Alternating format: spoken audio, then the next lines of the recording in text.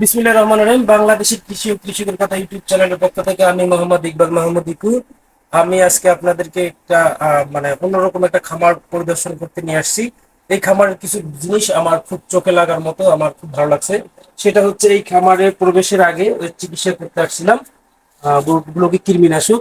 তো এখানে আসার সময় আমি দেখলাম যে খামারে প্রবেশ করার জন্য আলাদা জুতার ব্যবস্থা রাখছে, এবং কি সবগুলো গরুর জন্য আলাদা আলাদা খাদ্যপত্র রাখছে।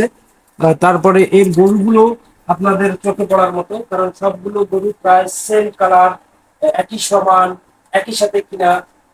গরুগুলোকে আমি আসছি এদেরকে কৃমি বা পরজীবীর যে ইনজেকশন করা হয় সেই ইনজেকশন করার জন্য। দেখি বাবা, এই ইনজেকশনটা আমরা গরুটাকে করব।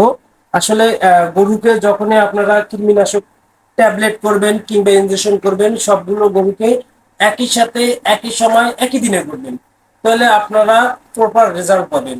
আসলে ছোট ছোট বিষয়গুলো আমরা ভুল করার কারণে আমরা কিন্তু ভালো বেনিফিট পাই না। আসলে মানে ভালো বেনিফিট পাওয়ার জন্য অনেক বেশি বড় ভুল করা লাগে না, ছোট ছোট ভুল থেকেই অনেক কিছু হয়ে যেতে পারে। যেমন ধরেন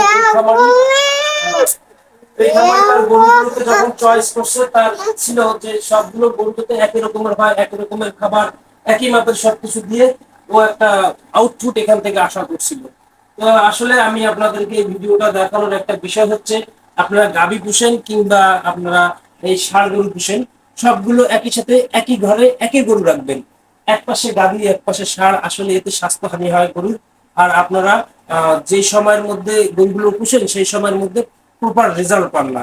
প্রপার রেজাল্ট পেতে গেলে আপনাকে এইরকম একটা প্রজেক্ট আকারে পুষতে হবে। যেখানে গাভী পুষবেন সেটা গাভীর সেটে হতে হবে, যেখানে ষাঁড় পুষবেন সেটা ষাঁড়ের সেটে হতে হবে, পার্সেন্টেজ এবং ওদের জাত সব একই রকম হতে হবে।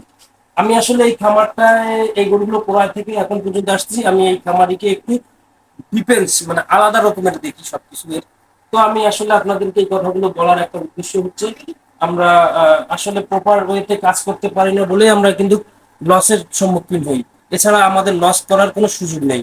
মানে এই পেশায় এই প্রজেক্টে লাভ করাটা সহজ কিন্তু লস করাটা কঠিন, কিন্তু আমরা সেই কঠিন কাজটাই সচরাচর করে ফেলি, কিন্তু সহজ কাজটাকে সহজভাবে বুঝতে চাই না।